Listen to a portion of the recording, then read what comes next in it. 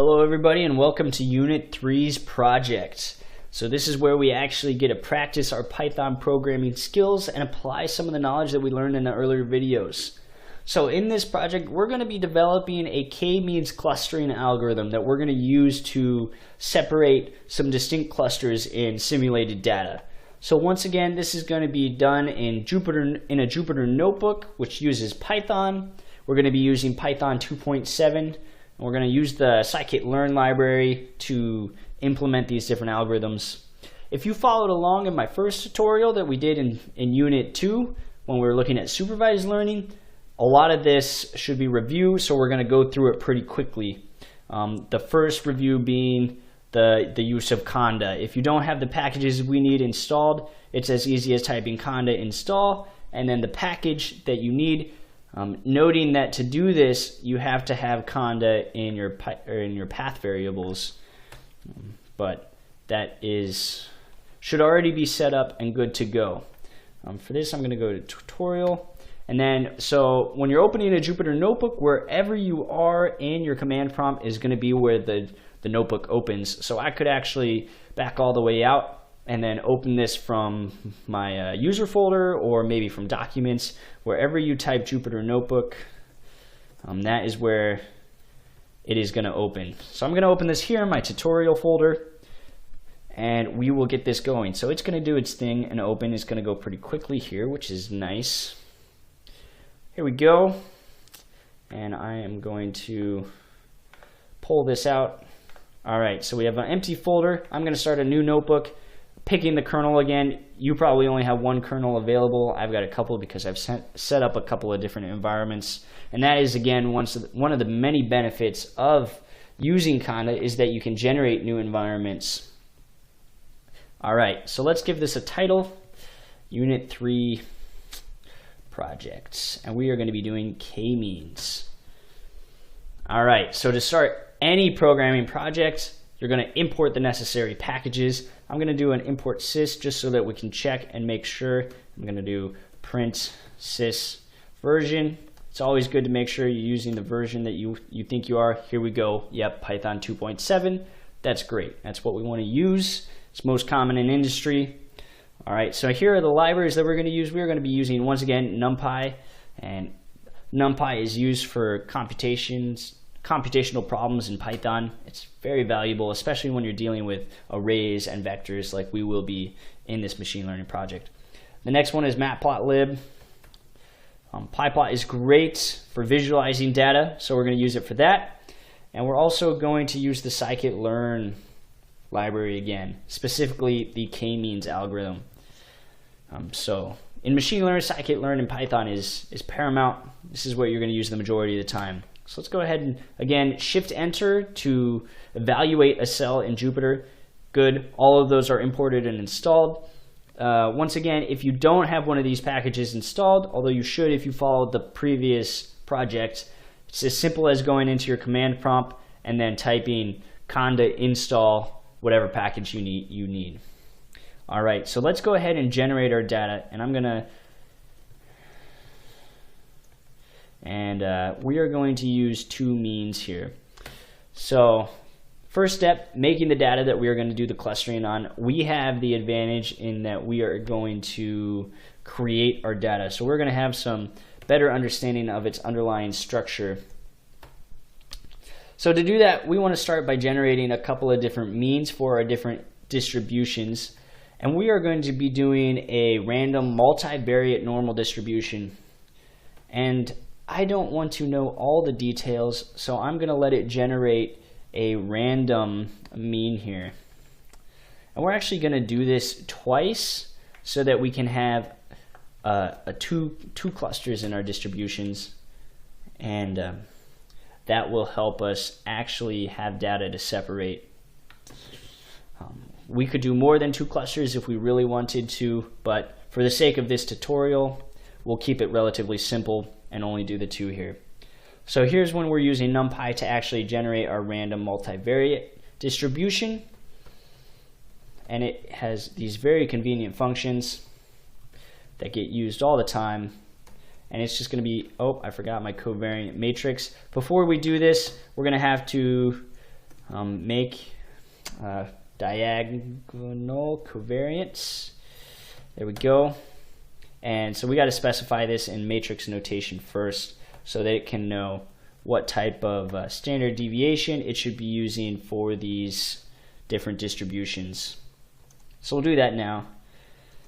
Here we go. It's as simple as that. So standard deviation of 100 in both the x and y directions. There we go. Now we can have our covariant matrix here. We're just going to do 100 data points. And we're actually going to do this twice so that we can have both of our distributions here. And this second one's going to be based on our second mean, which I failed to rename up here. So here we go. 2 means, 2 distributions. Let's go ahead and append those together, once again using NumPy, so that we only have one set of data. Here we go. Y1, Y2. I accidentally put Y here. This should be X2. There we go. So our X and our Y, we have both of those. And once again, this is a machine learning application, so it's pretty important that we understand our underlying data before we apply our algorithm. So let's go ahead and plot this before we get started using the PyPlot from Matplotlib. And we're going to make these axes equal, so it'll be nice and square. And PLT just show, this will bring up our figure. So let's again shift enter to run this cell, see if we've got everything correct. And we do. Alright, so here you see pretty distinct clusters. I'm going to actually move these in a little closer to each other so that they overlap a little bit more. And that way it'll be a little harder for our algorithm. It's not too impressive if our algorithm can separate these two clusters. Those are pretty obvious to see. But let's see if we can get something that overlaps. I like this one a lot. This is perfect. Some of these points in the middle here are pretty ambiguous which cluster it belongs to. So this will be a good set of data for us to apply this K-means algorithm to and see if we can actually separate them out. Alright, so let's keep going. We have our data, but first we want to combine it into a NumPy array of just X and Y data.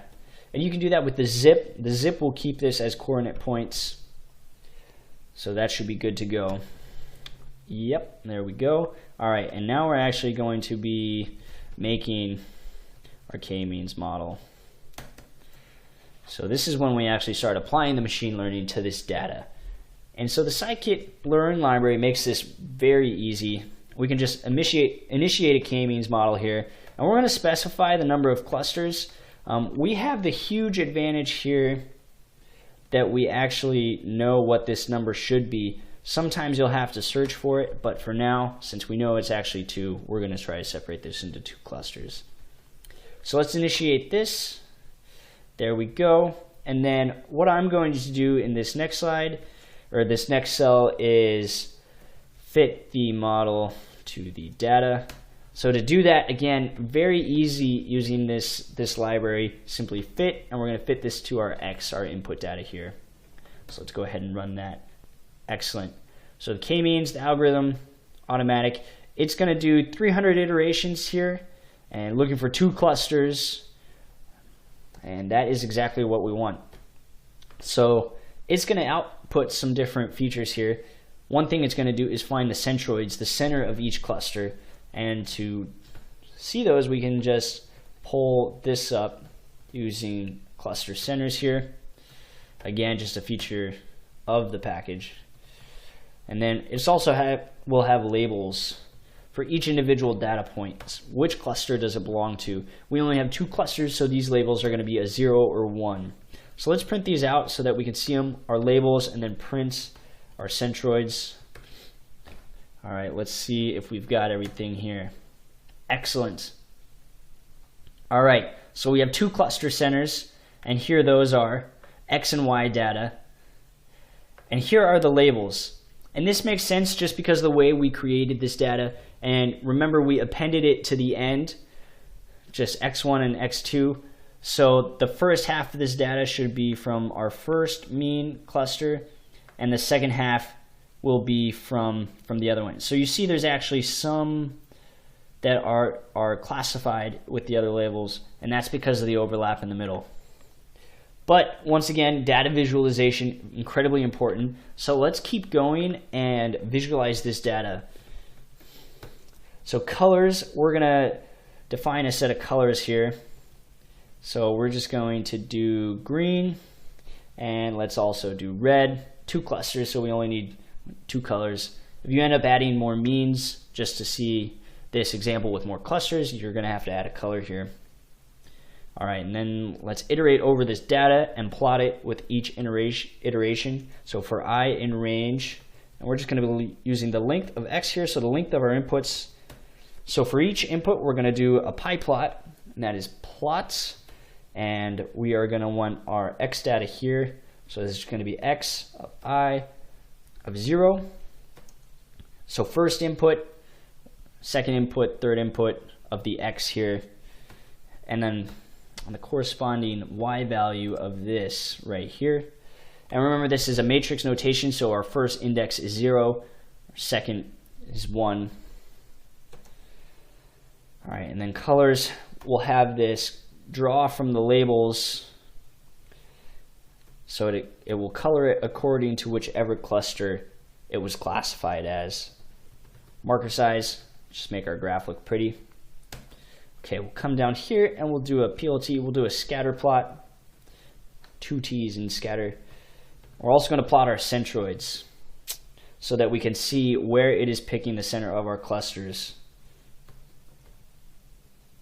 And again, just the X and Y data here, 0 and 1. All right, so marker, let's make these actually noticeable so that they stick out from the rest of our data. So do a side, we'll make these pretty big at 150. And Z order, we want these to be in the front so we can see them. All right, once again, PLT.show to bring this up. So drum roll here, let's plot this. Here we go.